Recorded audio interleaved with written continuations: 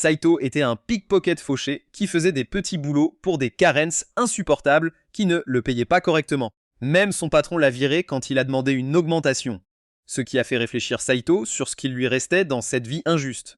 En rentrant chez lui ce jour-là, Truck Kun est intervenu et l'a propulsé dans une réalité alternative avec magie, sorcier, guerrier. Saito a vite compris que son nouveau monde impliquait d'explorer des donjons, de tuer des monstres et de récupérer des trésors. Il a donc décidé d'utiliser ses compétences de bricoleur et de rejoindre un groupe d'aventuriers pour commencer la chasse aux donjons. Son équipe comprenait une guerrière timide nommée Raelza, une fée guérisseuse avide d'argent nommée Lafa, et un vieux bonhomme atteint de démence nommé Morlock. Lors de leur toute première mission, Saito utilise ses connaissances de pickpocket pour forcer une porte de donjon, déverrouillant avec succès un coffre au trésor derrière. Alors que tout le monde est choqué par son habileté inhabituelle, il remet ses mains habiles au travail et ouvre facilement le coffre. Juste au moment où le groupe s'apprête à l'applaudir, un monstre en colère surgit du coffre, faisant réaliser à Saito qu'il s'agissait d'un mimique. Rayals sort rapidement son épée et détruit le monstre, sauvant la pauvre demoiselle en détresse. En la remerciant, Saito remarque que son casque est lâche et propose de le réparer. Elle l'enlève en rougissant, cachant à peine son béguin pour lui pendant que Saito le répare. Rielza est choqué de voir qu'il peut faire toutes sortes de choses en plus de crocheter des serrures. Saito explique donc que dans sa vie précédente, il était si fauché qu'il ramassait des ordures et retrouvait même des chiens perdus juste pour joindre les deux bouts, ce qui l'a formé à être le bricoleur qu'il est aujourd'hui. En apprenant cela, Rialsa trouve son talent incroyable, ce qui fait rougir Saito car personne dans son ancien monde ne l'a jamais appelé ainsi. Plus tard dans la journée, dans une tentative de mieux connaître ses nouveaux amis, Saito demande à Lafa pourquoi Morlock agit comme un idiot. Malgré son statut de magicien de haut niveau 80, Ralza explique que c'est à cause de sa démence, si sévère qu'il a déjà oublié qu'il était en vie, et a rejoint un groupe de morts-vivants pour les attaquer. Cependant, même s'il oublie parfois qu'ils sont dans la même équipe, il le laisse toujours les accompagner car il est incroyablement fort. Plus tard dans la journée, Morlock se fait soudain mal au dos, alors il demande à Lafa de l'aider avec de la magie de guérison. Cependant, une fois le traitement terminé, la reine capitaliste demande son paiement d'1 pièce d'or. Saito remarque qu'elle a du mal à porter tout l'argent qu'elle a extorqué, alors il propose de lui fabriquer un sac à dos en cuir gratuitement en échange de soins gratuits pour Morlock. Alors qu'il sort rapidement sa trousse à outils et se met au travail, Lafa l'observe avec émerveillement car c'est la première fois qu'elle voit quelque chose comme ça. Pendant ce temps, Saito prend même en compte ses ailes et conçoit le sac de manière à ne pas gêner son vol. Ainsi, Lafa ne peut s'empêcher de se sentir reconnaissante une fois qu'elle peut le porter. Le lendemain, alors que le groupe retourne dans le donjon, Morlock oublie son incantation devant un énorme gobelin. Raelza intervient donc pour sauver Saito de devenir de la viande hachée. Elle fait ensuite la leçon au vieux sur le fait qu'il devrait déjà prendre sa retraite, tout en réalisant à quel point il est un fardeau pour son équipe. Pour remédier à cela, il demande à Morlock de lui apprendre la magie, seulement pour apprendre que c'est impossible, car il n'a pas de mana. Donc, lors de leur prochaine mission, le groupe se retrouve de nouveau au point de départ parce que Morlock oublie encore ses sorts. Cependant, Saito intervient car il est venu préparer cette fois et récite les sorts pour Morlock, qui fait exploser les monstres avec son aide. Lorsque ses coéquipiers impressionnés lui demandent comment il connaît les sorts, Saito révèle qu'il a veillé toute la nuit pour apprendre chaque incantation existante. Plus tard dans la journée, en essayant d'ouvrir un autre coffre au trésor, Saito tombe dans un fossé. Cela le mène à une grotte pleine de cristaux brillants où la magie ne fonctionne pas. Alors que Saito est allongé là dans une mare avec sa jambe cassée, il s'inquiète de ce que maintenant son existence déjà inutile ne peut même plus supporter son propre poids. Personne ne viendra le sauver. Cela lui rappelle sa vie précédente, où chaque jour il se sentait jetable et sans importance. Il commence donc à pleurer, s'attendant à ce que cette vie se termine exactement de la même manière, sans que personne ne se soucie de lui jusqu'à son dernier jour. Juste à ce moment-là, il entend la voix de Raelza et réalise que ses compagnons sont tous venus à son secours. Alors qu'il les regarde avec surprise, Raelza explique que peu importe ce qui se passe, ils viendront toujours le sauver, car son existence est irremplaçable pour eux. Quelques jours plus tard, un monstre gluant semblable à une anguille attaque le groupe à l'extérieur du donjon, et Rialsa fait une crise de nerfs parce qu'elle ne peut pas gérer les choses longues et gluantes. Morlock électrocute donc le monstre, et Saito le frappe avec sa nouvelle épée, surprenant les filles. Il récupère ensuite de la viande de monstre, malgré le fait que cela fasse presque vomir Raelza, et après avoir emprunté des brochettes improvisées au magasin de prêt, il prépare de la viande en brochettes, qu'il fait rôtir et ouvre le feu. Après l'avoir assaisonnée avec du sel et des herbes, il la présente au groupe, et ils adorent tous, sauf Ralsa, qui n'est pas encore assez psychotique pour en manger. Lafa demande pourquoi elle ne veut pas manger quelque chose que son bien-aimé Saito a préparé avec tant de soin, ce qui suffit à manipuler la fille pour qu'elle mange la viande, réalisant seulement après que cela a le goût de l'amour au premier regard. Suite à cela, elle dévore toute la portion, tandis que Morlock fait la leçon à Saito sur le fait qu'il devrait ouvrir son propre restaurant. Plus tard dans la journée, Morlock se fait mal au dos et demande à Lafa de l'aider. Mais la reine capitaliste refuse tant qu'il ne la paie pas. Morlock est trop fauché, ayant dépensé son argent pour des vieilles dames. Juste à ce moment-là, Saito propose de payer à sa place, et Lafa accepte après avoir fait un petit caprice. Cette nuit-là, Saito raconte à Rialzo à quel point Lafa est avide d'argent, mais Rialzo l'emmène dans la forêt pour lui expliquer la situation. Lafa est une fée de la lune dont les ancêtres ont été maudits par leur déesse. Donc, à moins qu'ils n'offrent de l'argent à la déesse avide chaque nuit, leur taille commence à diminuer. Cela rend Saito très mal à l'aise car il venait de la critiquer. Il propose à Raoulza de lui laisser sa part de l'argent qu'il gagne en chassant dans le donjon. Raoulza dit que Lafa ne l'acceptera jamais car elle est très fière, ce qui rend Saito encore plus mal. Le lendemain dans le donjon, Saito demande à Lafa de lui lancer un sort de bénédiction juste avant d'ouvrir un autre coffre. Elle le fait avec plaisir en échange d'une pièce d'or. Cependant, quand il ouvre la boîte, elle est vide. Juste au moment où il lui dit que ce n'est pas sa faute, lui et Raelza sont aspirés dans le coffre au trésor et se retrouvent téléportés ailleurs. Raelza réalise qu'ils sont au dernier étage du donjon et regrette que ni Lafa ni Morlock ne les aient suivis. Sinon, ils auraient pu utiliser la magie pour déterminer leur position. Tout à coup, elle rougit et rassure Saito en disant qu'elle ne se soucie pas d'être seule ici avec lui, mais il le prend mal et promet de ne pas la ralentir. Après l'avoir maudit pour sa bêtise, elle prend les devants, mais un énorme golem métallique bloque leur chemin. Réalisant qu'elle ne peut pas le vaincre seule, elle dit à Saito de fuir. Juste à ce moment-là, elle charge le monstre et remarque les endroits non protégés par son bouclier de fer, alors elle commence à l'attaquer là. Alors que le golem tombe à genoux, Rhalsa profite de l'occasion pour frapper son bras. Cependant, c'est futile et elle est projetée comme une faible. Avec cela, elle dit dramatiquement à Saito de s'enfuir pendant qu'elle retourne au golem, l'attaquant inutilement avec son épée. Juste à ce moment-là, elle remarque un petit fripon grimpant sur le monstre et réalise que c'est Saito. Elle lui crie désespérément de descendre, mais il arrose le monstre avec la boue dissolvante qu'il avait stockée, ce qui le rend enfin faible. Rayals profite de cette occasion pour frapper au milieu, mais le golem écrase Saito avec son bras fonctionnel, le laissant à peine en vie. Rialsa se précipite à ses côtés et lui demande de revenir à la vie comme une veuve désespérée. Mais quand il ne répond pas, elle se maudit de ne pas être utile et de ne connaître aucun sort. Juste à ce moment-là, elle sort un flacon rempli d'éthers magiques appelés les gouttes de vie que Morlock lui avait données pour guérir la cicatrice sur son visage. Réalisant que cela pourrait au moins préserver Saito jusqu'à l'arrivée de l'aide, elle boit le liquide puis le verse dans la bouche de Saito, tout en pensant à quel point elle agit comme une idiote. Plus tard, Saito se réveille pour voir Lafane et Morlock et suppose qu'ils sont ceux qui l'ont sauvé. Cependant, Lafane révèle que c'est en réalité Raelza qui l'a sauvé grâce à un transfert de médecine par la bouche, ce qui fait rougir Raelza. Ensuite, le groupe se dirige vers une autre partie du donjon où Saito trouve un coffre au trésor piégé et utilise ses coupe-fils pour le désactiver avec précaution. Cependant, même après avoir agi comme un monsieur je sais tout, il déclenche accidentellement le piège et libère une slime cultivée sur Raoulza, dont l'armure est fondue. Alors que les plaques de fer tombent au sol, ces formes souples sortent de la combinaison serrée et Saito ne peut s'empêcher de baver, ce qui rend Rayalsa gêné. En même temps, une belle elfe nommée Franlo, qui ne peut pas utiliser la magie, utilise ses griffes de Wolverine de 3ème zone pour battre une bande d'ogres laids et se blesse dans le processus. Une fois le combat terminé, son acolyte Ninya se précipite à ses côtés, la réprimandant de s'être mise en danger, et utilise la magie de guérison pour traiter les blessures sur son visage. Plus tard, alors que Fran se bat contre un autre groupe de monstres, Ninya utilise sa magie sainte pour la soutenir, tout en bavant sur les blessures que Framlil reçoit.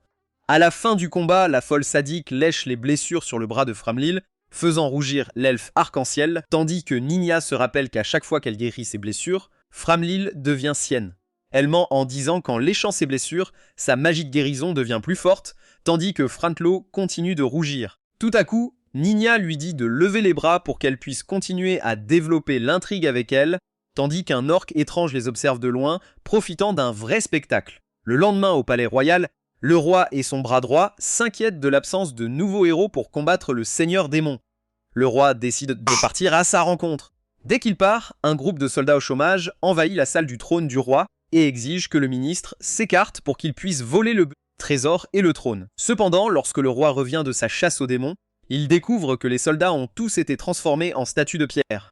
Il demande au ministre si Méduse est venu le voir, mais le ministre feint l'ignorance, cachant le fait qu'il est celui qui a utilisé la magie pour vaincre les rebelles. Il demande au roi à quel point le seigneur des démons était fort, et il répond qu'il était assez faible, tout en jouant aux échecs avec une tête tranchée, celle de Satan. Plus tard, il engage la tête du seigneur des démons pour se déguiser en Sigma séduisant, qui devient le nouveau chef de son armée. Quelques jours plus tard, une fille s'active à jouer les entremetteuses dans un bureau de mariage secret pour un vieux bonhomme moche qui veut épouser une mignonne anime. Elle lui remet les idées en place et lui rappelle qu'il n'est qu'un aventurier de bas étage, en plus d'être un vieux croulant. Pendant que Saito observe cette scène par la fenêtre avec Lafa, il s'inquiète pour son propre avenir sombre en tant qu'aventurier de bas niveau, approchant de la triste quarantaine. Lafa explique qu'il devient de plus en plus difficile pour les hommes de trouver des femmes qui veulent les épouser, car avec l'évolution de la société, les femmes deviennent aussi aventurières. Et à cause de cela, les butins qu'ils obtiennent en chassant les trésors diminuent, ce qui fait baisser les revenus des hommes. Juste à ce moment-là, les deux sont choqués de voir Morlock à l'intérieur du bureau de mariage avec un bouquet de fleurs, demandant à la consultante de le prendre comme son sugar daddy. Cependant, avant que la police ne soit appelée, Rialza l'entraîne. Plus tard dans la journée, alors qu'il se dirige vers le donjon, le groupe tombe sur un champ de foudre qui électrocute quiconque portant une armure. Morlock dit à Raoulza d'enlever son armure et de traverser la foudre, proposant d'utiliser la magie pour porter son armure derrière elle sans qu'elle touche le sol. Juste à ce moment-là, Sidenot canalise son Rizzler intérieur et enlève sa veste, offrant à Raoulza de la porter à la place. Pendant ce temps, la fille devient folle à cause de ses abdos inexistants. Elle finit par accepter l'offre et exhibe son nouveau look de petite amie améliorée, ce qui fait instantanément briller Lafa. Cependant, Morlock est tellement impressionné par la silhouette qu'il marche droit dans le courant tout en portant l'armure, ce qui grille ses dernières cellules cérébrales. Alors qu'ils avancent plus loin dans le donjon, une jolie fille monstre avec de gros seins lance un sort d'amour sur Saito, qui marche droit dans les bras du démon. Juste avant que Lafa ne demande à Morlock de rompre le sort, une Raelza jalouse se précipite vers elle à une vitesse supersonique et s'engage dans une bagarre totale, ce qui fait fuir le démon. Raelza se tourne rapidement vers Saito et lui demande s'il va bien, mais le sort se déplace vers elle et il tombe amoureux d'elle à la place. Alors qu'il continue de marcher vers elle et la pousse contre le mur, sur le point de l'embrasser, Raoulza lui crie d'arrêter. Lafa prend cela comme un signal pour annuler le sort, ce qui le ramène à la normale. Pendant ce temps, Morlock laisse libre cours à son côté dépravé et essaie de draguer le démon, mais le groupe s'éloigne simplement car ils savent qu'il le fait de son plein gré, le sort étant trop faible pour l'affecter. En même temps, un grand-père inspiré de Maître Oshi se promène dans un désert avec un bâton plus grand que sa tête et l'utilise pour tuer instantanément un énorme démon. En même temps, un ninja en herbe utilise la magie de liaison d'ombre pour désactiver un type au hasard qui se promène dans le même désert avant de sauter sur sa prochaine cible.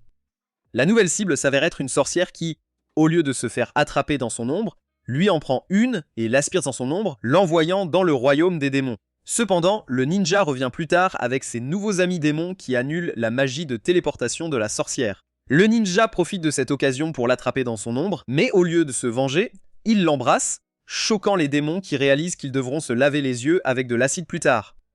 Pendant ce temps, le roi et son jury choisissent les héros de cette année en fonction du risque maximum et finissent par choisir Kens, qui n'est rien d'autre qu'un épéiste acharné. Alors que les dames s'extasient sur lui après qu'il ait sorti l'épée sacrée avec une aide céleste, le jury désigne leur prochain héros, Raishi, qui est en dessous de la moyenne dans tous les aspects sauf sa mignonnerie. Le dernier membre du groupe de héros s'avère être un gros monstre laid qui obtient sa place à cause du népotisme. Plus tard, le nouveau groupe de héros devient une sensation nationale lorsque le développement de l'intrigue de Kain et Rechi est diffusé en direct à la télévision. Quelques jours plus tard, Saito trouve un livre verrouillé sur son bureau et l'ouvre pour découvrir un champignon suspect à l'intérieur. Juste au moment où il se demande pourquoi Morlock, de toutes les personnes, le garde, le vieil homme explique que ce champignon est une délicatesse rare et commence rapidement à le sucer. Juste à ce moment-là, Raoulza entre dans la pièce et dit à Morlock de la laisser aussi le sucer, tout en se demandant quel genre de goût étrange ces gens bizarres ont. Quelques jours plus tard, le coupe-fil de Saito se casse en essayant de couper une moustache de dragon, et il a une véritable crise dépressive à ce sujet. Morlock suggère de rendre visite à un nain nommé Dongbang, connu pour réparer ces choses, alors le groupe se dirige vers son repère dans le donjon. Bien que Dongbang soit choqué qu'ils aient percé sa porte verrouillée à 107,80, il répare joyeusement le coupe-fil de Saito et cuisine plus tard un repas 5 étoiles pour le groupe. Une fois le festin terminé, Saito demande à une Ryuza ivre de lui apprendre à se battre à l'épée car il veut être utile à l'équipe. Cependant, elle s'évanouit avant de lui répondre. Saito, en revanche, obtient sa réponse quand il tombe malade pendant les jours suivants et le groupe survit à peine tout seul dans le donjon. Une fois qu'il est de retour à la normale, le groupe se rend dans un pub où Saito utilise 100% de son cerveau et se demande comment le golem de fer pouvait bouger malgré l'absence d'un système vivant fonctionnel. Rayalsa suggère qu'ils retournent au 10e étage et le découvrent par eux-mêmes. Le jour venu, le groupe explore tout le 10e étage mais ne trouve rien. Juste au moment où Saito fait une autre crise dépressive, il entend une machine vrombir et la suit à travers les recoins 1 pour découvrir un aspirateur robot de son monde d'origine. Avant qu'il ne puisse comprendre, le robot disparaît derrière un mur. Alors que Saito l'observe, Morlock arrive et réalise que le mur est en fait un camouflage magique. Il annule le sort après que Saito l'ait aidé à se souvenir de ses incantations. Dès que la magie disparaît, le mur ouvre un nouveau passage, ce qui fait de la bande des célébrités locales pour avoir causé une expansion dans le donjon après 100 ans. À partir de ce jour, le donjon devient une attraction que tous les aventuriers du monde visitent pour explorer le nouveau labyrinthe qui porte désormais le nom de Saito. Pendant ce temps, Saito s'inquiète du robot aspirateur, se demandant comment il a pu se retrouver ici. Alors que Raiza s'inquiète pour sa santé mentale, Kenneth fait une apparition flamboyante devant Saito pour le remercier d'avoir trouvé le nouveau labyrinthe, mais il est complètement ignoré car le public le déteste. Pendant que Morlock explique l'existence et le rôle de ce soi-disant héros à Saito, Reichi rejoint Cairns et ils se présentent tous deux comme les sauveurs de ce monde, tandis que Monpuy s'excuse pour leur tendance narcissique. Alors qu'il tend la main à Saito pour appeler à une trêve, Frondlil apparaît derrière lui et révèle que Monpuy empoisonne les gens avec une attaque sourroise. Dès que Monpuy est démasqué, il s'enfuit tandis que Alza admire les griffes flashy de Wolverine de Franlo. Juste à ce moment-là, le ministre royal et l'alter ego du Seigneur Démon, Gigachan, sortent du donjon avec la tête d'un dragon argenté, ce qui quadruple leur aura. Pendant ce temps, tout le monde réalise que ces deux-là sont les véritables chefs ici et ont la plus forte équipe. Plus tard, alors que Saito et sa bande pénètrent dans le donjon, le ministre et le Seigneur Démon rôtissent tranquillement de la viande de dragon dans les bois. Ils discutent de la magie de manipulation du temps qu'ils doivent obtenir dans le donjon avant que quelqu'un d'autre ne le fasse. Juste à ce moment-là, le ministre se fait poignarder par derrière et le coupable s'avère être le faux Shikamaru d'avant, nommé Kisurugi. Voir son meilleur ami mort au sol provoque une telle colère chez le Seigneur Démon que sa laideur intérieure refait surface. Cependant, le ninja transforme son visage en puzzle avant de terminer sa phrase et remporte le combat. Juste à ce moment-là, sa petite amie Pixie, Priyamase, apparaît et le couvre d'un sort. Mais il lui ordonne de brûler le ministre et le Seigneur Démon mort à la place. Cependant, les deux parviennent à survivre. Pendant ce temps, Saito et Ku combattent une tortue monstre puante dont l'haleine dégoûtante endort Morlock. Avec lui hors jeu, Reels essaye de s'attaquer à la créature mais ne parvient pas à lui faire une égratignure. Juste à ce moment-là, une mignonne nommée Lilisa, qui est chasseresse de bêtes, arrive en trombe avec sa hache et renvoie la tortue dans le monde des monstres. Alors qu'elle se frustera à la bande, son acolyte inutile, Givre, court à ses côtés et Lilisa dit que le coffre au trésor sera à elle puisqu'elle a vaincu le monstre. Personne n'a de problème avec ça. Cependant, lorsque Givre essaie de déverrouiller le coffre, il échoue. Saito intervient avec ses mains habiles et après quelques minutes, parvient à ouvrir le trésor. Pendant ce temps, alors que Lilisa l'observe de près, elle réalise qu'il est exactement le type de Givre qui ne peut s'empêcher de rougir. Juste à ce moment-là, Saito prend des cristaux du coffre et les tend à Givre pour avoir vaincu le monstre. Pendant que le pauvre gars envisage cela comme une demande en mariage et échange mentalement des vœux avec Saito. Alors que Lilisa révèle à Saito que Givre appréciera volontiers les coups de rein de sa part, Lafa dit à Rielza qu'elle a maintenant une nouvelle rivale. Plus tard dans la journée, Saito se sépare de sa bande et tombe sur Mampuy, qui est aussi odieux que jamais, se moquant de Saito pour être un faible que ses compagnons ont choisi par pitié. Lorsque Saito ne s'en préoccupe pas, Mampuy intensifie son attitude désagréable et crée une barrière autour de lui pour se protéger des monstres, disant à Saito qu'il ne peut pas le protéger en même temps. Juste à ce moment-là, Saito sort une poignée de bouteilles métalliques remplies d'eau bénite et en verse autour de lui, créant une barrière similaire. Cela énerve Mampuy qui essaie de nourrir son complexe de dieu en sortant ses pommes de terre séchées et en mangeant, juste au moment où Saito mentionne qu'il a faim. Cependant, il perd encore cette compétition lorsque Saito sort un repas complet 3 étoiles qu'il a préservé grâce à la magie de Morlock. Alors que Mampui commence à saliver et regrette ses choix de vie, la bande de Saito le retrouve enfin, et ils ont tous une réunion émouvante. Cela rend Mampui jaloux, mais à ce moment-là, Kenens court vers lui et gronde Mampui pour s'être éloigné tout seul, ce qui le fait pleurer. Un peu plus tard, alors que Ralza est en train de combattre un lait scorpion géant, Franlil intervient et frappe le monstre d'un coup, mettant fin à sa carrière. Elle dit ensuite à Ralza qu'elle prendra le trésor puisqu'elle a vaincu le monstre, mais Ralza la retient, affirmant qu'elle aurait pu le vaincre si elle ne s'était pas mêlée de ça. Après une bagarre de filles, les deux décident de régler cela par un duel. Et même lorsque Ninia rappelle à Franlo que les duels dans le donjon peuvent les faire annuler à jamais, Franlo insiste pour régler ce débat une bonne fois pour toutes. Une fois un pacte officiel établi, le combat commence et Saito déduit que peu importe la force des griffes de Wolverine de Franlo, elles ne pourront pas percer l'armure de Raelza. Cependant, il se trompe complètement lorsque Franlo cible la zone exposée de son armure et que Elsa n'est pas assez rapide pour les éviter. Juste à ce moment-là, Ralza sort des dagues de combat rapprochées de son armure et, une par une, enlève les pièces de son armure jusqu'à ce qu'elle se retrouve en armure légère.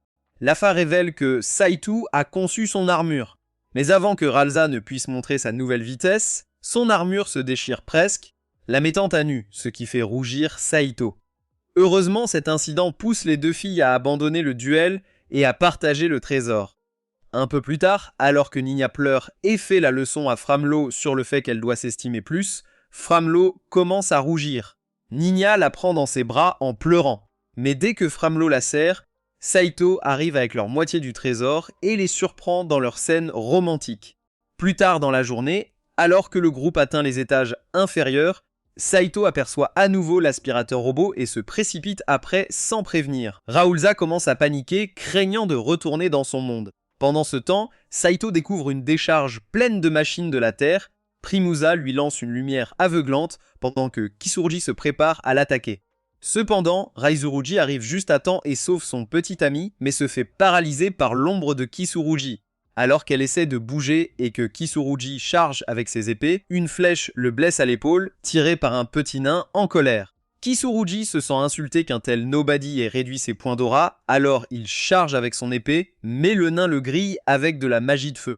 Malgré tout, lui et Priemusa ont réussi à s'échapper, laissant Saito et Raalza remercier le nain. Juste à ce moment-là, Morlock arrive enfin sur le champ de bataille et le nain s'incline devant lui, révélant qu'il le cherche depuis 20 ans. Il appelle Morlock son maître et révèle qu'avant que Morlock ne devienne un clochard dément, il était le plus grand magicien de l'Est qu'il a pris comme élève. Cependant, il y a 20 ans, Morlock est parti en voyage pour découvrir la magie interdite et n'est jamais revenu. Morlock dit qu'il ne sait pas qui est le nain, alors l'homme se présente comme Gabungle, son ancien élève préféré. Mais Morlock insiste qu'il n'a aucun intérêt à enseigner. Gibbungle rougit et rappelle à Morlock qu'il était un homme à femme avant de devenir le désastre qu'il est maintenant. Mais Lafa ne peut pas croire qu'une femme accorderait un seul regard à son visage laid. Juste à ce moment-là, Gabungle révèle que le vrai nom de Morlock est en fait le grand sorcier de Bergheim. Mais juste à ce moment-là, un Kunet le transperce au cou alors que Rayalsa fait le guet et Lafa essaie de sauver Gabungle. Le méchant se révèle être encore Kizuji qui est revenu avec sa bande de démons inutiles. Alors que ce trio moche récolte de l'aura, Kisurugi se souvient qu'avant de se retrouver dans ce donjon, il cherchait la sorcière pour laquelle il avait un faible. Il l'a finalement trouvée dans le sous-sol d'une vieille maison en ruine. Mais avant qu'il ne puisse lui parler, Priyama se est apparu et lui a dit que la sorcière allait mourir de vieillesse dans quelques heures. Kisurugi ne peut pas le croire, car il l'a rencontrée il y a quelques semaines alors qu'elle était à l'apogée de sa vie. Mais Priyama se révélait qu'il y a longtemps, elle avait été maudite par un démon, ce qui l'avait empêchée de vieillir. Cependant, après être tombée amoureuse de lui, sa malédiction a été brisée et elle est revenue à son âge d'origine. Alors que Kisurugi subit une crise mentale à cause de cette révélation, Prima se a révélé que le seul moyen de sauver la sorcière serait de trouver le mage capable de contrôler le temps. De retour au présent, alors que Raoulza coince Kisurugi avec l'aide de Lafa, qui utilise la magie de lumière pour bloquer l'ombre du ninja, Ail Jebengal s'occupe d'un des démons surpuissants, tandis que Morlock est encore sous le choc de son précédent récit. Juste à ce moment-là, le démon à tête de lézard lance un puissant sort scintillant sur le groupe que Jebengal bloque avec ses boucliers. Il explique à Morlock que son sort de feu ne fonctionnera pas contre ces démons, et Saito se retrouve dans une autre crise existentielle, se demandant pourquoi il est si inutile. À ce moment-là, Morlock dit qu'il va utiliser un sort encore plus puissant. Et alors qu'il commence l'incantation, Saito l'aide avec ses lignes. Le sort frappe les démons avec un éclair. Mais juste au moment où Saito commence sa célébration, le démon noir le saisit par la tête et l'écrase comme si de rien n'était, faisant couler le sang de son corps décapité. Alors que tout le monde panique, son corps se transforme en pétale de rose, révélant qu'il a en fait utilisé une magie de substitution. Il s'avère que le lanceur était en fait Guyver qui ne pouvait pas laisser mourir son futur mari. Voir Lilisa met en colère le démon, alors il se prépare à la frapper, mais Franlil lui donne un coup de pied pour lui remettre les idées en place. Juste à ce moment-là, le démon lézard souffle à nouveau son souffle scintillant sur Ralza, mais le bouclier de Mampui le bloque alors que tous les héros s'assemblent contre Kishiruji et sa bande de monstres. Alors que ces gars décident de fuir comme des lâches, Ninya et Lafa décident de les capturer. Ils commencent alors à lancer un sort, donc Frandlo et Rialsa bloquent l'évasion de Kisuruji pendant que Reichi empêche Pri MSA de s'enfuir. Pendant ce temps, alors que le sort de Ninya et Lafa se termine, il lance un puissant éclair de magie vers le démon costaud, mais Kisuruji le bloque avec son corps.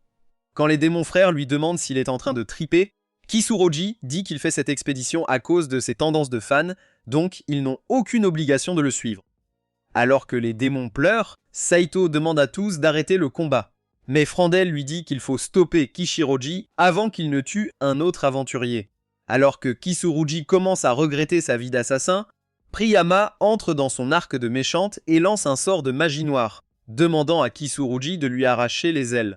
Cela panique tout le monde, se demandant si elle bluffe ou si son petit corps a assez de pouvoir pour lancer un sort de magie noire. Gabengal dit qu'elle est une fée aux ailes sombres, donc c'est tout à fait possible. Pendant ce temps, Priyama supplie Kisurugi de faire ce qu'elle demande s'il veut sauver son amante et sa meilleure amie. Alors qu'il lutte pour lui arracher les ailes, Priimas se souvient de son histoire tragique et de tous les aventuriers laids qui la suivaient. Cela l'agaçait tellement qu'elle a commencé à se gaver de tout ce qu'elle trouvait, espérant devenir si grosse que les hommes humains perdraient tout intérêt pour elle. Cependant, elle ne savait pas que les dégénérés ne se soucient jamais du poids. Finalement, elle s'est fait attraper. C'est alors que la sorcière est intervenue et l'a sauvée en faisant exploser les aventuriers. Cela a marqué le début de leur nouvelle amitié. Priyama se a emménagé chez la sorcière, qui s'est présentée sous le nom de Ravella, et lui a préparé toutes sortes de plats délicieux. Cependant, Priyama se demandait toujours si Ravella se sentait seule dans cette maison éloignée. Elle a révélé qu'elle attendait de tomber amoureuse de quelqu'un pour que la malédiction sur elle se brise et qu'elle puisse mourir heureuse après avoir vécu plus de 400 ans. Priyama savait qu'importe combien de mensonges Ravella se racontait. Au fond, elle n'était qu'une fille qui voulait être aimée et être heureuse. De retour au présent, Priyama continue de supplier Kisurugi de lui briser les ailes. Mais quand il refuse, elle utilise la télékinésie sur Dekune pour se briser elle-même les ailes, lançant ainsi son sort de magie surpuissante. En faisant cela, elle réitère sa haine immense pour les aventuriers qui l'ont dérangée et traitée comme un nuisible pendant toutes ces années.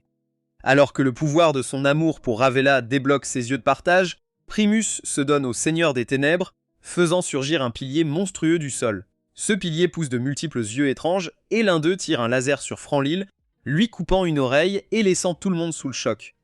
Juste à ce moment-là, Ninya attrape son oreille avant qu'elle ne tombe et utilise un sort pour la rattacher instantanément. Mais comme le dit Franlil, elle n'aurait pas dû aller si loin pour une simple oreille. Le pilier tire à nouveau sur eux, mais Rialsa le bloque avant qu'il ne se transforme en viande rôtie. Elle réalise que le ninja et son groupe se sont sacrifiés pour invoquer esprit maléfique, et maintenant ils sèment un chaos insensé qu'ils doivent gérer. À ce moment-là, Morlock utilise sa technique du tonnerre des 7 dieux avec l'aide de Sciento, mais cela ne fait que donner au pilier un léger mal de mer pendant que ses yeux glauques vacillent pendant quelques secondes. L'effet, cependant, ne fait qu'empirer et il commence à tirer des rayons dans toutes les directions comme s'il était en pleine crise alors que tout le monde a du mal à gérer son pouvoir insensé. Voyant cela, Saito suggère d'utiliser la magie d'arrêt du temps en dernier recours, ce qui laisse immédiatement Morlock se demander comment il sait même cela. Saito explique qu'il a découvert que le livre verrouillé avec le champignon suspect avait un faux fond avec des instructions sur ce genre de magie et lâche que Morlock pourrait être la raison pour laquelle il a été amené dans ce monde.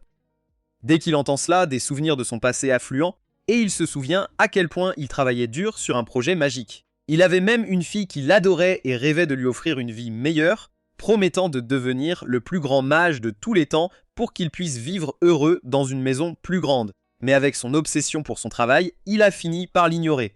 Une nuit, alors qu'elle tombait gravement malade, sa femme lui a supplié de rester. Cependant, le vieux l'a écartée en disant qu'elle allait bien. Quelques jours plus tard, il a couru chez lui, impatient d'annoncer qu'il était désormais reconnu comme le magicien le plus puissant. Mais en arrivant, il n'a trouvé que le silence. Juste à ce moment-là, sa femme lui a dit, remplie de rage et de chagrin, que leur fille était décédée à cause de la maladie. Ébahi et le cœur brisé, Morlock a réalisé combien il avait sacrifié juste pour être abandonné par la personne qu'il aimait le plus. Après que sa femme l'ait quitté, il s'est retrouvé seul et, dans un accès de rage, a commencé à détruire tous ses livres de magie, ne tombant que sur un étrange livre ancien qu'il n'avait jamais vu auparavant. Après l'avoir feuilleté, il a trouvé des informations sur un labyrinthe dans le Royaume du Nord qui détenait les secrets pour remonter le temps. Cela a ravivé une lueur d'espoir dans son cœur et il s'est dirigé vers cet endroit pour ramener sa fille. Il a erré sans but, essayant de trouver un indice sur ce sort. Mais après quelques jours d'efforts acharnés, il est tombé sur une étrange pile d'objets, parmi lesquels se trouvait un ancien manuscrit avec le sort qu'il cherchait. Dès qu'il l'a pris, une silhouette vêtue de robe blanche est apparue devant lui. Il a donc demandé de l'aide pour apprendre la magie après avoir expliqué ses raisons. Cependant, la personne accepta à condition qu'il les batte en duel et ils s'engagèrent dans une bataille intense qui les laissa épuisés.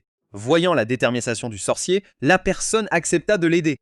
Mais au lieu de lui enseigner la magie de manipulation du temps, le type louche lui lança un sort qui lui fit perdre tous ses souvenirs et regrets. Laissant son esprit vide et sans passer à pleurer, le sorcier fut contraint de commencer une nouvelle vie, ignorant les personnes qu'il avait aimées ou la vie qu'il avait détruite en poursuivant le pouvoir.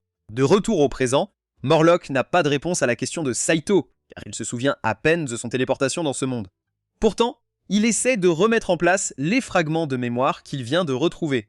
Comme Morlock ne se rappelle qu'une partie du sort qui fige le temps quelques secondes, Saito intervient pour l'aider en utilisant le souvenir du sort qu'il a vu une fois. Pendant ce temps, Lafa demande combien de temps le temps figé durera. Gabungal lui dit que cela dépend du lanceur et que le sorcier doit être assez fort pour leur donner une centaine de secondes pour terminer la tâche. Avec cela, Morlock commence l'incantation, avançant petit à petit avec ce qu'il peut se rappeler, et Skinto l'aide avec ce qu'il sait. Pendant ce temps, le nain envoie un message télépathique à tous les autres, les informant de leur plan.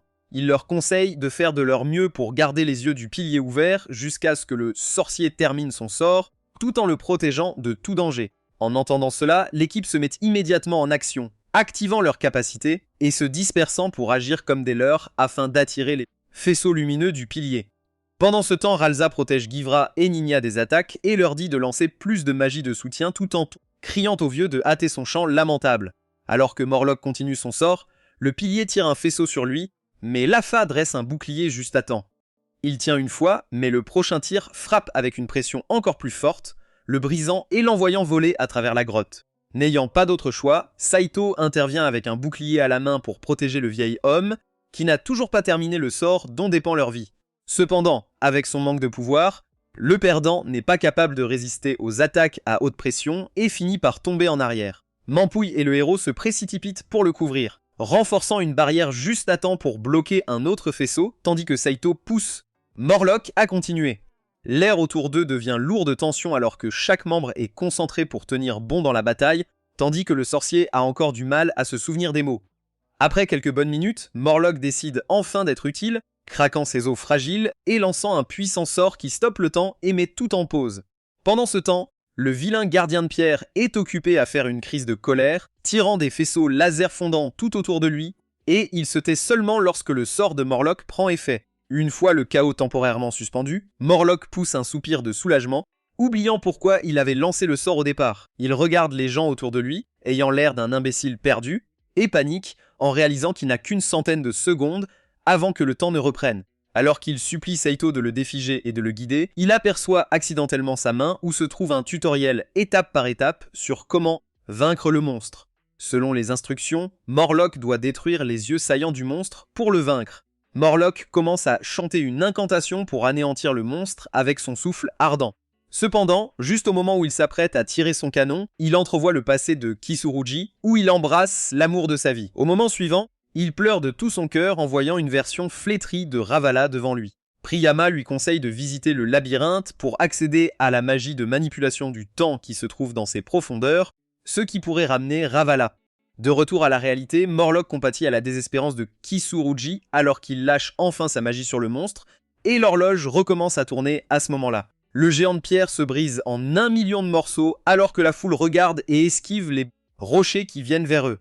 Dans un retournement de situation choquant, Morlock finit par perdre une main à cause de la force du sort, mais il ne se soucie que du bien-être de Priyamas, qui est allongé inanimé dans ses bras. Morlock révèle que Priya Masai a dû sacrifier ses ailes pour invoquer le gardien de pierre et il supplie Lafa de la soigner. Pendant ce temps, la guérisseuse est plus préoccupée par le moignon sanguinol de Morlock, alors que Morlock révèle qu'il a intentionnellement libéré une explosion contrôlée d'énergie pour protéger l'équipage de Keisurugi, absorbant le reste de la puissance dans sa main. Lafa prend les ailes brisées et se prépare à les rattacher à Priyamasa, mais elle commence à protester, disant qu'elle ne veut pas d'aide d'une fée qui s'associe avec des humains. Lafa rappelle à Priyamasa qu'elle traîne aussi avec Kisurugi et ignore ses plaintes ingrats alors qu'elle commence à la soigner. Pendant ce temps, Kisurugi est allongé par terre en pleine crise de la quarantaine, demandant que ses amis démons soient épargnés. Il révèle que son équipe n'a pas été forcée de rejoindre son groupe. Ce sont simplement des fans obsédés qui le suivent de leur plein gré. Juste à ce moment-là, Gabungal lui demande s'il cherche le sorcier du temps chrome dans ses grottes.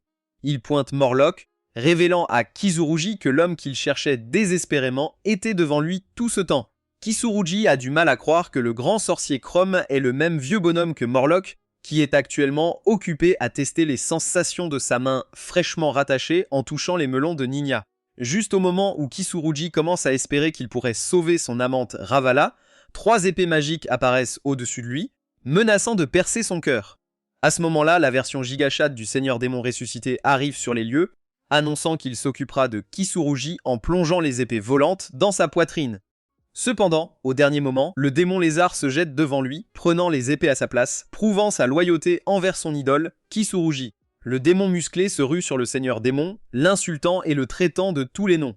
Le chevalier révèle enfin sa vraie forme, se transformant en roi démon. Le démon musclé le reconnaît immédiatement, l'appelant son oncle, et les deux partagent un moment touchant après des centaines d'années.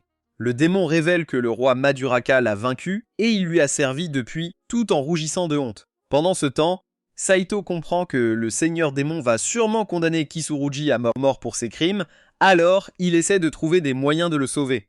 Bien que Kisurugi ait littéralement tenté de mettre fin à ses jours, Saito se sent miséricordieux après avoir entendu son histoire de Morlock. Juste à ce moment-là, Kisurugi confronte Morlock, lui demandant d'être le célèbre mage du temps, le suppliant de sauver Ravala. Cependant, Morlock lui dit qu'il ne peut que stopper le temps, et le vrai sorcier qui contrôle l'espace et le temps est un type aux cheveux blancs en vacances, dans une autre dimension. La dépression de Kisurugi revient de plus belle, son seul espoir de sauver Ravala s'avérant être un total échec. Cependant, le ministre qui accompagne le roi démon informe Kisurugi que le roi Madaraka a les connaissances et le pouvoir de potentiellement sauver sa bien.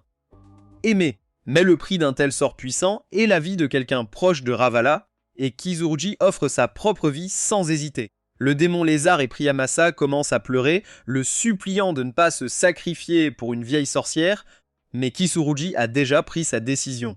Le ministre propose que si tout le monde dans la grotte ferme les yeux sur le crime de Kisurugi, il transmettra sa demande au roi. La plupart des gens conviennent que sacrifier sa vie pour Ravala est une expiation suffisante pour ses péchés. Saito exprime également son avis, se remémorant son baiser avec Rialsa, disant que Kisurugi devrait avoir le droit d'être utile à quelqu'un qu'il aime.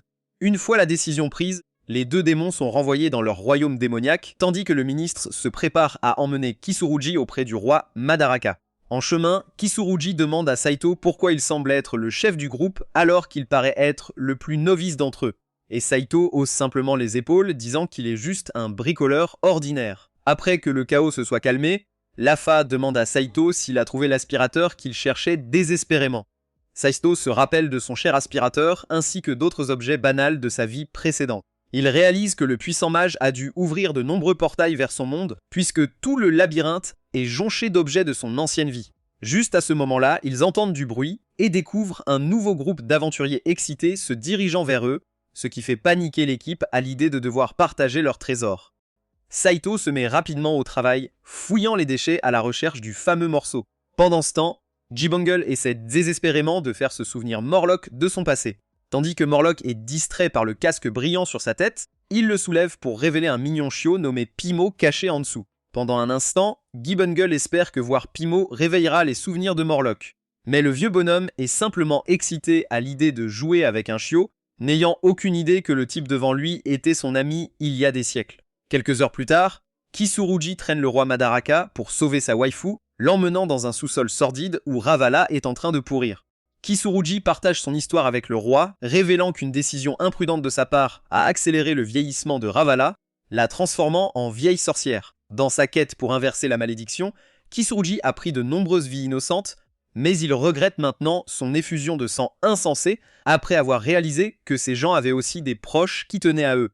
Le bon Madaraka est totalement furieux par ces confessions, traitant Kisurugi de stupide d'avoir cette révélation divine si tard. Il sort son épée géante, qui s'appelle à juste titre le retour d'âme. Il canalise toute sa rage et ses frustrations, coupant proprement la jambe de Kisurugi qui crie de douleur. Cependant, ce sacrifice ne semble pas suffire, et le roi décide de couper l'un des bras de Kisurugi, et utilise cela avec une herbe supplémentaire de Priyamasa qu'il a sous la main. Ces sacrifices font leur effet alors que Ravala se réveille de son sommeil sans faim et sort de chez elle pour enfin prendre un peu de soleil.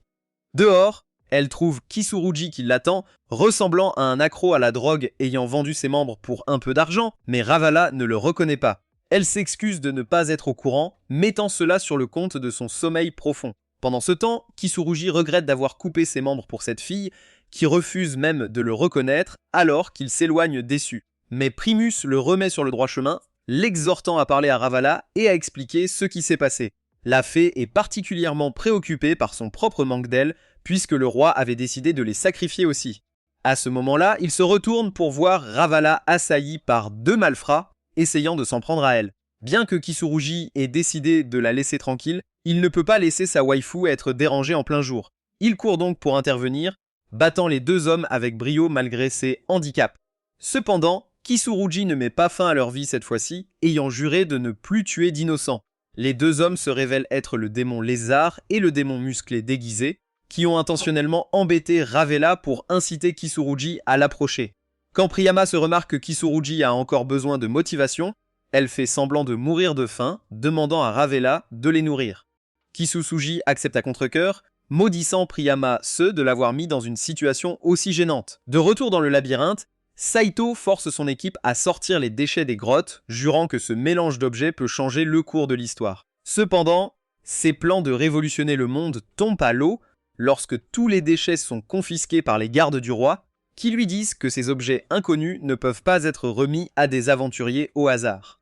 Pendant ce temps, les autres aventuriers accompagnant Saito se disent au revoir.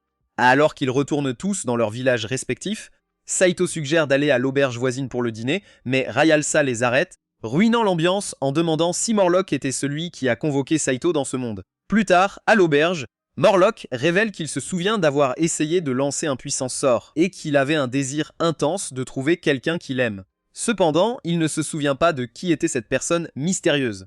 Morlock était certain que le puissant sort avait ouvert un portail qui avait convoqué Saito dans ce monde, alors il s'excuse de l'avoir entraîné dans ce bazar. Cependant, Saito se souvient d'avoir failli être transformé en tourte de viande en étant écrasé, sous le camion. Ainsi, il remercie Morlock de lui avoir sauvé la vie. Lafa demande à Morlock s'il peut renvoyer Saito dans son monde d'origine en relançant le sort, ce qui fait perdre la tête à Raoulza qui semble totalement opposée à perdre son mari. Elle cache ses véritables intentions en énumérant toutes les raisons logiques pour lesquelles Saito devrait rester, mentionnant comment il ressemblait à des clowns de cirque jusqu'à ce qu'ils les unissent et les rendent célèbres, et parle de tout ce qu'ils ont accompli. Tout cela grâce à l'ingéniosité de Saito. Après sa crise de colère, elle court dehors. Alors que le reste de ses amis se précipite après elle pour la rattraper, elle atteint une falaise où elle confronte Saito et lui demande s'il veut vraiment quitter ce monde. Saito avoue qu'il était un gamin inutile dans son monde où il n'avait pas d'amis et n'était proche d'aucun membre de sa famille. Pendant ce temps, dans ce monde, il s'est senti utile et a ressenti un sentiment d'appartenance. À ce moment-là, un énorme démon mille pattes émerge du sol, s'enroulant autour de Raoul. Elle laisse éclater toutes ses frustrations sur le pauvre ver, le déchiquetant et disant à Saito qu'elle a besoin de lui plus que quiconque. Saito est surpris par cette déclaration d'amour alors qu'il propose de panser ses blessures. Morlock finit par les rattraper, révélant que même s'il parvenait à renvoyer Saito, il reprendrait sa vie au moment exact où le camion allait le frapper, ce qui signifie une mort inévitable. Saito ne s'inquiète pas trop de cette révélation, puisqu'il a déjà décidé de ne pas quitter ce monde génial où tout le monde pense qu'il est le plus grand gigacha qui existe. Quelques jours plus tard, Saito, Ryulza et Lafa reviennent après une dure excursion dans le labyrinthe, souhaitant que Morlock soit là pour leur faciliter la tâche. Quand ils entrent dans sa chambre, cependant, ils la trouvent complètement vide et le gérant de l'hôtel les informe qu'il est tragiquement décédé. Dans le royaume des démons, un chien démon solitaire erre en aidant les guerriers dans leur chasse. Il traque des monstres et les déchire en morceaux, faisant ce travail depuis des centaines d'années. Cependant, tout change lorsqu'il rencontre un chien blanc qui lui ressemble totalement avec son magnifique pelage. De retour à Raelza qui est dévasté d'apprendre la mort de Morlock. Le gérant de l'hôtel l'informe qu'un jour, lorsqu'ils sont allés lui apporter sa nourriture, le vieux bonhomme a été trouvé mort dans son lit, et ils n'ont pas pu se permettre de le ressusciter. Le corps de Morlock a été gardé dans une chambre temporairement, mais des animaux sauvages l'ont trouvé et se sont régalés. Ainsi, le personnel de l'hôtel a décidé de simplement enterrer les restes. Saito court vers la tombe, cherchant des moyens de ramener le vieux bonhomme à la vie. Rielza et Lafa ont déjà abandonné l'idée puisque ressusciter un magicien légendaire comme Morlock nécessiterait beaucoup d'or. Cependant, Saito les informe que dans son monde, la mort signifiait une fin définitive. Mais dans celui-ci, ce n'est pas le cas. Ils devraient donc faire tout ce qui est en leur pouvoir pour ramener le vieux bonhomme. Les deux femmes sont inspirées par ces paroles, tandis que Lafa se dirige vers un magasin pour acheter des ingrédients pour le sort de résurrection, tandis que Raoul se prépare à le sortir de sa tombe. Pendant ce temps, dans le royaume des démons, le chien va voir son maître pour recevoir sa prochaine mission, seulement pour apprendre qu'il y a une prime sur le méchant à la fourrure blanche. Au lieu de la traquer, le chien tente de l'aider à s'échapper du royaume des démons. Cependant, sur leur chemin, ils rencontrent un démon géant qui les attaque avec ses tentacules. Les deux chiens démons font de leur mieux pour vaincre cette nouvelle menace, mais le monstre parvient à porter un coup fatal au chien blanc. Submergé par le chagrin, le chien démon attaque le monstre en utilisant ses propres tentacules pour le décapiter. Avec sa chienne partie, il n'a plus la volonté de vivre, jusqu'à ce qu'il trouve un chiot près du corps de sa mère. Dans le royaume magique, l'équipe revient sur la tombe de Morlock après avoir passé des heures à rassembler des fournitures pour découvrir un trou creusé à la place de sa sépulture. Raelza et Saito sont attaqués par des boules de feu et ils découvrent que Morlock est revenu sous la forme d'un squelette d'aimant qui veut les transformer en poulet rôti. Rialsa soupçonne que le vieux doit avoir perdu ses derniers souvenirs, ce qui le rend complètement fou. Saito conseille à Risalsa d'enchanter son épée avec de l'eau bénite, mais le squelette l'attire aussi. Après une longue et épuisante bataille, le squelette est abattu dans la tête par le vrai Morlock, qui apparaît derrière lui. L'équipe est heureuse d'avoir retrouvé leur vieux, mais découvre qu'il est aussi devenu un squelette. Cette nuit-là, l'équipe apprend que Morlock a un contrat de résurrection signé, selon lequel il revient toujours à la vie un jour après sa mort. Morlock n'a simplement aucun souvenir d'avoir lancé ce sort d'élite, car il a un problème bien plus préoccupant. Pour une raison étrange, il passe sans cesse de sa forme humaine à celle de squelette, et Lafa soupçonne que le sort de résurrection doit avoir un bug, car une partie du corps de Morlock est manquante. Après inspection, Morlock découvre avec horreur que sa banane a été coupée, probablement mangée par les chiens qui avaient festoyé sur son corps auparavant. Les garçons passent les minutes suivantes à discuter de leur taille en utilisant la pauvre Lafa comme référence. Raisa rougit en apprenant que ses affaires privées changent de sujet, mais est horrifié lorsque la conversation tourne autour de la petite glande du vieux. À ce moment-là, Gabongo entre dans la pièce par la fenêtre, révélant qu'il a écouté leur situation d'urgence. Il sort une énorme encyclopédie sur toutes sortes de sorts puissants. En feuilletant la page sur la magie de résurrection, le livre indique que même si un morceau de chair a été mangé par quelqu'un, son énergie magique sera toujours présente dans la créature qui l'a consommé. L'équipe réalise qu'il leur suffit de se trouver le chien qui a mangé le petit de Morlock, et toute la gloire sera restaurée. Saito jette un œil au livre pour réaliser qu'il a été écrit par Morlock lui-même, qui n'en a aucun souvenir. De retour dans le royaume des démons, le chien démon s'occupe de son petit chiot, essayant de lui enseigner les compétences de survie de base pour qu'il puisse se débrouiller. Il emmène son chiot dans le royaume magique pour le protéger des démons, mais il se rend compte qu'il a un sort de liaison sur lui, ce qui le rend considérablement plus faible lorsqu'il tente de fuir son maître maléfique. Il s'avère que le chien commence à devenir vraiment faible loin de son royaume. Essayant désespérément de retrouver son énergie, il renifle le corps mort de Morlock et décide de mordre dans une zone malheureuse alors qu'il commence à pulser et à vibrer d'énergie magique. Pendant ce temps, l'équipe est occupée à chercher désespérément le chien avec une cicatrice en forme de croix sur la tête, mais n'a pour l'instant aucun succès. Saito décide de mettre à profit ses compétences de bricoleur en affichant des avis de recherche pour le chien disant qu'il aidait à chercher des chats et des chiens perdus dans son monde. Un certain temps plus tard, il croise Ninya, qui leur parle d'une récente apparition d'un chien démon sauvage à la périphérie de la ville. Pendant ce temps, l'équipe atteint enfin la périphérie où Morlock tire Saito sur le côté pour lui parler de ses sentiments pour Ra-Elza. Il lui raconte l'histoire tragique de Ra-Elza, révélant que son père a été tué par un démon et que sa mère est morte en essayant de venger. Sans personne pour s'occuper d'elle, Ra-Elza a fini par grandir aux côtés d'un mystérieux chien blanc jusqu'à ce qu'elle soit découverte par Morlock, qui l'a adoptée. Enfin, Morlock révèle qu'il sent qu'il devient plus faible et sait qu'il n'a plus beaucoup de temps, demandant à Saito de prendre soin de sa fille pour toujours.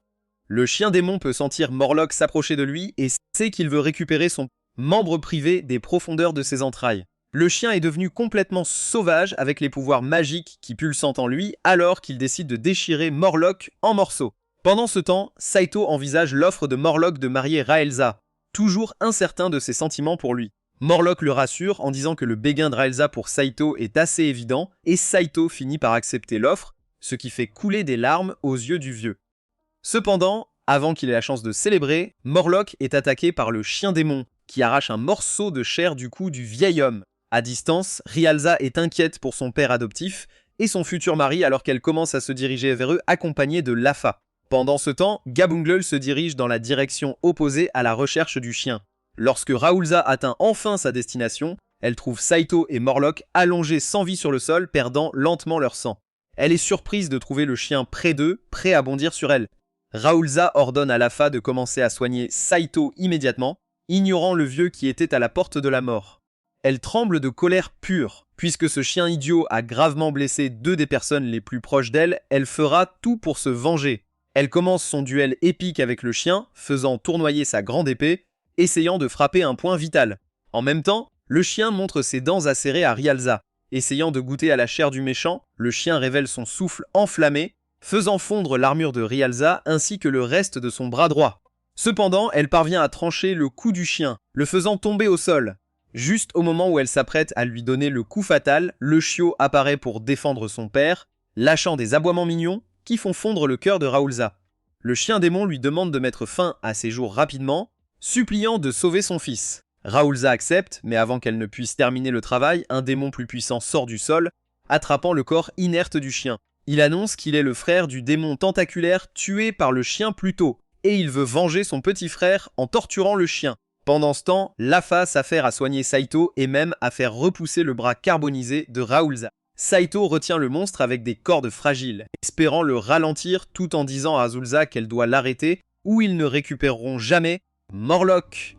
Lafa utilise des pièces d'or magiques pour distraire le démon, donnant à Ra-Elza juste assez de temps pour se rapprocher et le poignarder dans le ventre. Cependant, au lieu de mourir, le corps du démon se transforme en une bouillie visqueuse alors que le seigneur démon émerge de lui, disant qu'il veut le chien car il porte d'immenses pouvoirs magiques en lui. Ra-Elza sait qu'il a du mal à combattre le seigneur démon, alors elle ordonne fermement à Saito de fuir avec Lafa, laissant le reste à elle. Saito se sent complètement inutile, se maudissant de ne pas pouvoir aider sa future femme. Pendant ce temps, le seigneur démon utilise ses tentacules acérés pour retenir Ra-Elza, pensant aux délicieuses recettes qu'il utilisera pour la cuisiner vivante. À ce moment-là, Saito revient avec ses pinces qu'il utilise pour couper les tentacules du démon. Il lance aussi un flacon d'acide sur son visage, donnant à Ra-Elza juste assez de temps pour enfoncer son épée dans son cœur. Mais le seigneur démon n'est pas prêt à mourir si facilement et lance un sort de niveau élite, enfermant Saito dans une coque de glace pure. Ra-Elza fait de son mieux pour continuer le combat, mais chaque coup de son épée semble plus lourd que le précédent alors qu'elle devient de plus en plus fatiguée, blessée et faible. Pendant ce temps, Saito a traîné le corps de Morlock juste à côté du chien, espérant qu'être près du chien permettrait à Morlock de récupérer ses pouvoirs par osmose ou quelque chose comme ça. L'idée stupide fonctionne en fait, car Morlock commence à communiquer avec le chien dans un royaume de rêve. Le chien lui permet de récupérer son essence de son corps mort, mais en échange, il demande à Morlock de s'occuper de son chiot. De retour sur le champ de bataille, Ra-Elza est complètement trempée de son propre sang, incapable de continuer à se battre. Au lieu de tomber en pleurant à l'aide, elle laisse tomber son épée et accepte courageusement son destin, fermant les yeux et attendant que le seigneur démon achève son œuvre. Cependant, à ce moment-là, elle sent un souffle d'air tranchant passer près de sa tête, tranchant le visage du démon en deux, brisant aussi la glace dans laquelle Saito est piégé. Saito reconnaît instantanément le sort, se souvenant l'avoir lu dans l'encyclopédie. Il se retourne pour voir le vieux gâteux debout sur ses deux pieds, complètement rétabli. Il commence à lancer son sort ultime, invoquant une multitude d'épées enflées directement des cieux, les envoyant voler vers le seigneur démon. Pendant ce temps, le monstre tente de riposter en utilisant ses pouvoirs de glace. Mais en tant que novice face à la magie ancienne de Morlock, le démon est réduit en morceaux, renvoyé à jamais dans son royaume d'ombre. L'équipe se réjouit de retrouver leur vieux en bonne santé, perplexe devant les oreilles de chien qui poussent sur sa tête, mais soulagé de retrouver l'équipe. Dans le royaume des démons, nous découvrons l'histoire tragique du démon, actuellement cuit vivant par Morlock. Deux frères jumeaux sont en train de se livrer au duel de leur vie, balançant leurs épées et essayant de porter un coup fatal l'un à l'autre. Pendant ce temps, leur mère les regarde depuis son trône, encourageant la mort de son propre fils. En réalité, cette famille psychodémoniaque suit une tradition malsaine où ils se battent tous à mort, et celui qui gagne est absorbé par le souverain pour un maximum de pouvoir.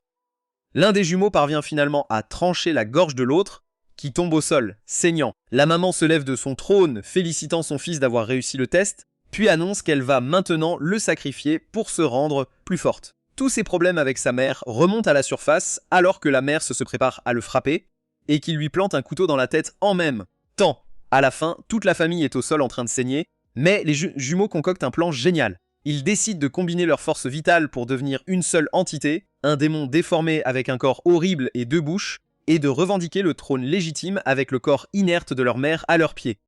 Pendant ce temps, Gabungal se retrouve au milieu d'une apocalypse zombie, essayant de son mieux d'utiliser ses sorts de feu de niveau novice pour repousser les hordes qui arrivent. Il invoque un tourbillon de feu pour faire exploser les zombies autour de lui. Mais peu importe combien il essaie, il continue à revenir en nombre encore plus grand. Finalement, Franlil et Nina viennent à son secours, exerçant les morts-vivants comme de véritables méchants vers Morlock, qui informe l'équipe du sacrifice du chien démon. Apparemment, le chien avait non seulement rendu les pouvoirs volés de Morlock, mais même sa propre force vitale en échange de la sécurité du chiot. Morlock souhaite rendre la force vitale du chien à son corps, afin qu'il puisse être ramené à la vie, ressentant sa douleur et son désespoir en tant que père. À ce moment-là, un énorme éclat de glace transperce la poitrine de Morlock, et l'équipe se retourne pour voir le démon jumeau de nouveau sur ses pieds, avançant vers eux de manière menaçante. Il est plein de rage d'avoir été humilié par Morlock et est déterminé à mettre fin à Morlock une bonne fois pour toutes. Pendant ce temps, la combinaison des pouvoirs de Morlock et de la force vitale du chien démon prend vie en lui, lui offrant une transformation spectaculaire. Morlock fait pousser de magnifiques cheveux, subit un traitement de Botox et ses rides disparaissent, le rendant des centaines d'années plus jeune. Il lance un sort qui fait apparaître un golem, celui qu'il avait enchanté avec le sac à outils de Saito. Le golem avance vers le démon, mais est brisé par un coup de poing puissant alors que le démon se rapproche de Morlock. Pendant ce temps, le vieux utilise le bras du golem, le contrôlant comme le sien, frappant le démon avec force. Le démon jumeau révèle alors sa vraie forme, faisant surgir un bras supplémentaire équipé d'une lame aiguisée. Cependant, lorsque ce démon musclé se jette sur Morlock, il canalise son pouvoir et le piège avec les fragments brisés du golem. Ensuite, Morlock entoure ses amis d'un bouclier protecteur et commence à chanter une incantation compliquée que le démon reconnaît immédiatement et commence à supplier pour sa vie. Morlock ouvre un portail reliant la Terre aux cieux et appelle une météorite de l'espace pour s'écraser sur le démon. Il garde habilement le rayon d'explosion concentré autour du démon pour s'assurer qu'il soit bien rôti. Cependant, le démon survit d'une manière ou d'une autre à cet événement d'extinction, sortant des cendres, visant ses griffes directement sur Morlock. On dirait que la transformation gigachat de Morlock s'estompe alors qu'il revient à sa forme de vieux et commence à oublier ses sorts. Saito intervient cette fois avec l'épée de Rayals pour couper le bras du démon.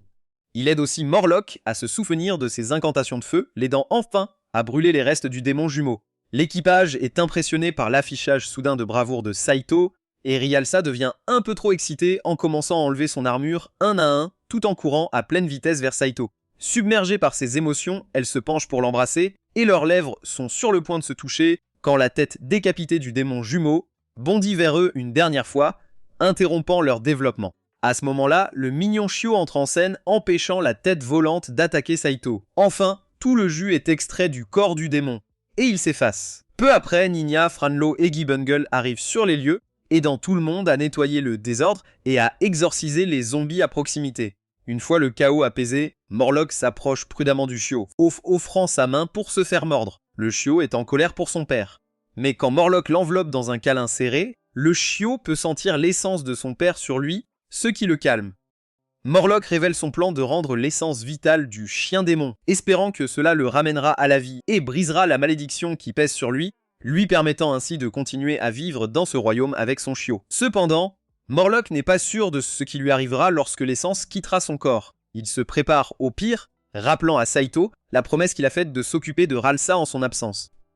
À ce moment-là, Morlock commence son sort de transfert, rencontrant momentanément le chien démon dans le royaume, entre la vie et la mort. Le chien démon a déjà oublié son fils orphelin alors qu'il fait des projets avec sa femme pour vivre heureux pour toujours. Mais Morlock lui rappelle ses responsabilités sur Terre. Et au moment suivant, le chien ouvre les yeux, trouvant son chiot attendant avec impatience. Pendant ce temps, Morlock est allongé sur le sol, semblant totalement sans vie. Rhalsa porte son père jusqu'à la ville, mais le chien l'appelle, lui disant qu'il n'oubliera jamais la gentillesse de Morlock et qu'elle peut faire appel à lui chaque fois qu'elle a besoin de son aide. Cependant, Rhalsa est bien trop triste pour engager la conversation avec un chien littéral, alors elle continue de s'éloigner. Quelques jours plus tard, Saito se réveille d'un profond sommeil pour trouver Rhalsa assise à son chevet, réalisant qu'elle a dû être à ses côtés tout ce temps. Elle est soulagée de le voir enfin éveillé, car elle était sur le point d'essayer de le réveiller à la manière de la Belle au bois dormant. Saito se souvient de sa vie dans son ancien monde et de la façon dont il se sentait inutile en vivant sa vie ennuyeuse et déprimante. Il n'était d'aucune utilité pour Perse et ne contribuait pas de manière significative à la société. Alors que dans cette réalité alternative, Saito a des gens qui l'aiment et qui dépendent de lui pour avancer dans la vie. Il jette alors un coup d'œil au chapeau de Morlock qui traîne et craint le pire, se préparant à recevoir la nouvelle inévitable de sa mort. Cependant, Rhalsa l'entraîne en bas où Morlock se tient sur ses deux pieds, ayant l'air aussi vivant qu'un grand-père de 90 ans peut l'être. Apparemment, la magie de résurrection du vieux a été activée dès qu'il a reçu la blessure mortelle, et il a complètement récupéré en quelques jours. Rhalsa emmène Saito au sommet du labyrinthe, où il découvre une vue panoramique de la vallée en dessous d'eux. L'endroit est maintenant envahi par des soldats, en préparation pour les nouveaux monstres qui émergeront des profondeurs à cause du cratère massif laissé par la météorite de Morlock.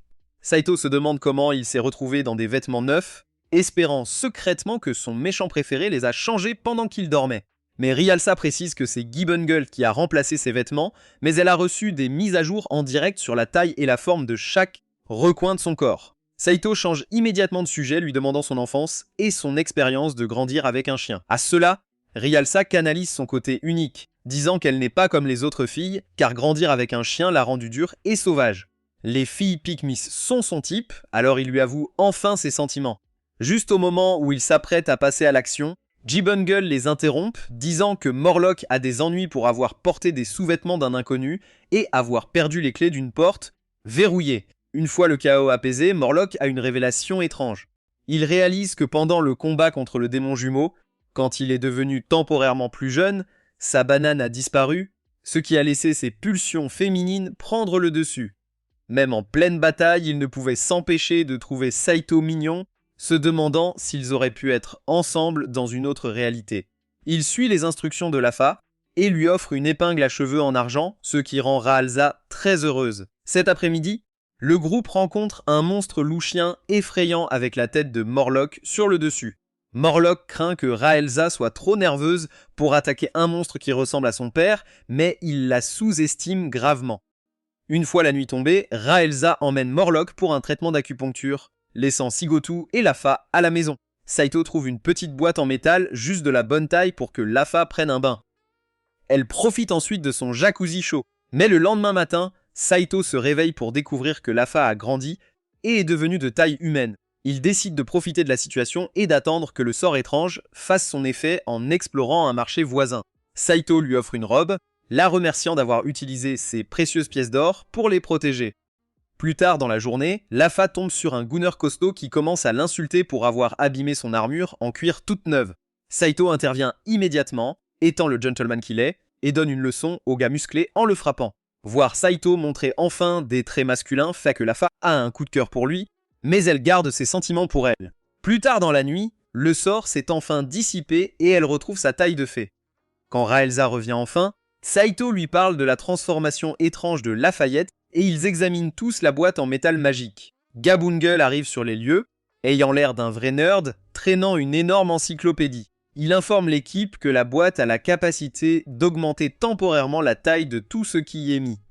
À ce moment-là, Morlock fait irruption dans la pièce sans vêtements, révélant qu'il a perdu un pari et a dû renoncer à tous ses biens. Tout le monde dans la pièce est traumatisé par la vue du vieil homme nu. La magie agit immédiatement, offrant à toute la ville une vue sur le petit homme de Morlock, qui n'est plus si petit. Le lendemain matin, Saito se promène dans la ville, inquiet pour son solde bancaire en déclin, lorsqu'il croise une femme avec une chaussure déchirée. Il la répare, et bientôt, toute la ville se regroupe autour de lui, car tout le monde veut engager Saito pour des petits boulots. Plus tard dans la nuit, l'équipe se réunit dans une auberge pour le dîner où Saito partage les histoires de ses aventures diurnes avec ses amis. Il se sent beaucoup plus à l'aise dans ce monde maintenant et prévoit même de devenir un homme à tout faire ici. Leur dîner est interrompu par Nanya et Franlo qui s'approchent de Saito pour faire réparer leurs armes. Rapidement, la nouvelle de son savoir-faire se répand dans toute la région et l'auberge est envahie par des clients.